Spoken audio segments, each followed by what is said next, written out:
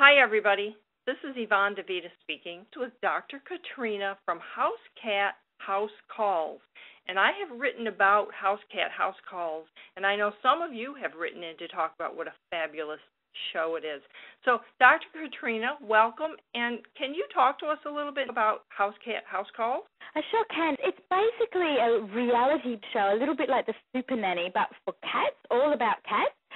Presented by Purina Cat Chow. I'm the very lucky chosen presenter and veterinarian who gets to go into people's lives, and we profile 2 families each episode and talk to them about the issues that they have with their cats and help them solve any of their problems. And we cover such a range of different issues and behaviors with various cats across America. I know that in the past, right now I'm very lucky, I have a very gentle, well-mannered cat, but I've had cats that were a handful, I will say, and I wish you had been around. Can you give us an idea of some of the cases that you've done? We have covered cats from the overly exuberant cat. We did a story with Peter Weller, the actor, and he's got these 2 young Burmese cats that are just full of life and really just doing what Burmese cats do. But that includes, burning around his apartment at night, just having too much energy that isn't channeled as yet. So that was quite a simple one in that we just gave the cats lots of things to do and taught Peter Weller how to train the cats to, to do tricks and various things to channel their energy. But we've also done stories on, the timid cats or, the multi-cat households where the cats aren't getting along. And we work really hard to kind of restore the harmony between the animals in the house, which then restores the harmony for the whole family. And we've also covered, fat cats and cats that have to, learn to live with dogs or learn to live with a new baby. And, we cover a lot of subjects. Wow, that's really fascinating. And so how do you choose which families that you will go in and help? Okay, well, basically all the families send a tape of their cats into the production company, and they were very much just cast on, we wanted a variety of different issues and a variety of issues that people at home could relate to, that we could give, them some actions that would help them and help the people at home. It was really just a casting process, and we wanted to select cats from different places around the country. So I also got to travel quite a bit, which was really fun. Yeah, it sounds fun. Now, I assume people would know when I said Dr. Katrina that you're a veterinarian. I am a veterinarian in Australia, and I'm a very lucky veterinarian because I've worked in the media for a long time in Australia on various animal TV shows back here. And I've also been fortunate enough to do some work in the States as well. And because I love cats and I've done a lot of cat work, I was taken under the wing of Purina Cat Chow when they created this show. So it's been fantastic. Yeah, cats are such unique creatures.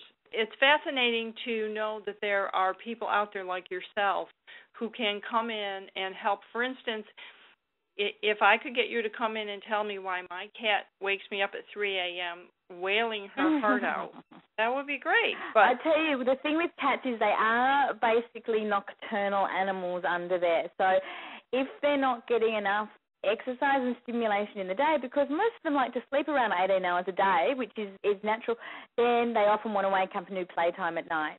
So I recommend maybe feeding them a little bit later before you go to bed, which may push him through to not wake you up quite so early, and then also do playtime and exercise time maybe while you're watching television around 7 or 8 o'clock, so he's more likely to sleep more through the night. Well, thank you. That's really great advice. Tell us what's going to be new and different this season. We know that last season it was very popular. Tell us a little bit about what you have planned for this new season coming up. Well, the big difference this season is we're profiling 2 families per episode. Last year we profiled 3 families, and what we realized was there was not enough time in a half-hour episode to actually really get into the nitty-gritty and solve the problems properly, to give the information for people at home as well. So this time we do 2 households, and we can really focus on providing actionable solutions that the people at home can, implement in their own house. Things like how to teach a cat to walk on a harness, tips about your cat if it's a little bit overweight. We pretty much cover most of the everyday problems that you see. So let me ask you this. Do you think that some of this behavioral problem stems back to the pet parents? Because as pet parents, and I am one, we think that the pet should act like a person. and we forget that it's totally. not. That's a very good question, because one of the biggest things we find when we're doing these stories is it's not the cat that's got the problem. It's the way that the humans are treating the cat and dealing with the cat, and the expectations that the cat is going to behave either like a dog or like a person. And we're all guilty of, it's called anthropomorphizing, when you put human traits on your pets. So that really is part of what we do on the show, is try and re-educate the thought process of some of the people. Once the people understand the needs of the cat, then you're halfway there.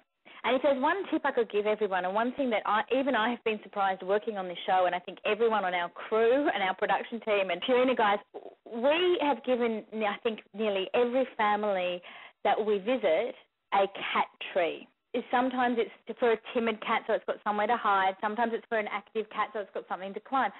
But no matter what the situation, every single cat that we have given that cat tree to has just taken to that cat tree like it was the best thing in the whole world, and all the family, you call them a week or two later and they say the cat just loves the cat tree. So my number one tip to cat owners, if they don't have one, is go out and grab yourself a cat tree. It gives them somewhere to scratch their claws. It gives them somewhere, if you get one with a little, I call it a hidey hole in Australia, but a little hole in it that they can sit in. And cats also love platforms where they can look down on the world. They like sitting up high.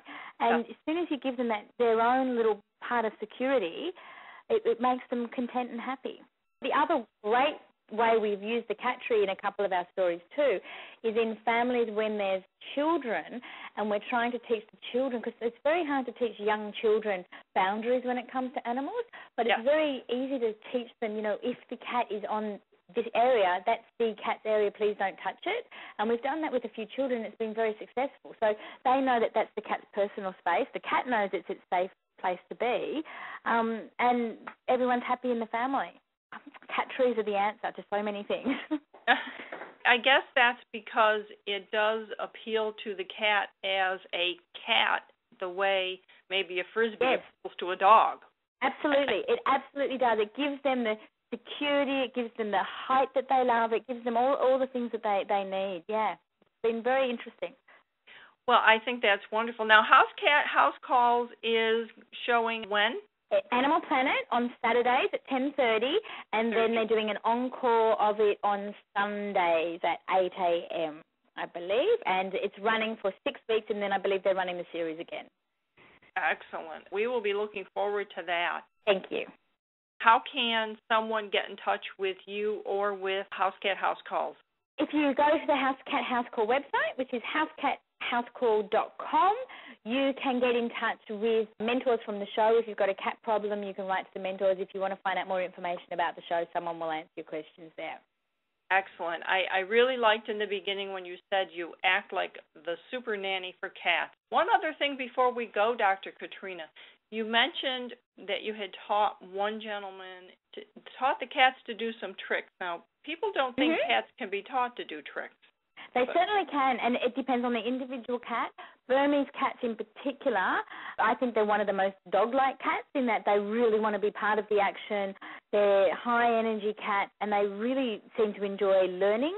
And with Peter Weller's cats, the two Burmese, they were really motivated by their treats, and we taught them to sit in no time at all. They would sit, and then as part of his activities with the cats, when we came back, he taught them to beg, so they were sitting and begging. And that just shows that if you focus and you have the right cat, you can teach them to do quite a lot. But you have to have the kind of cat that is a people cat. You don't want to be trying to force a timid cat to come out and do training, because it just ain't going to happen.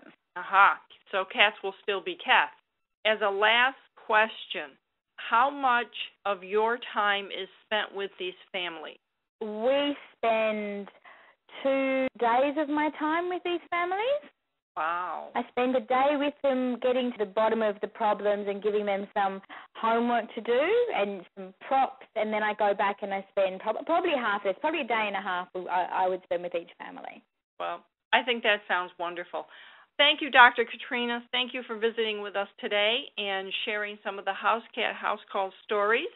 Thank you very much for your time.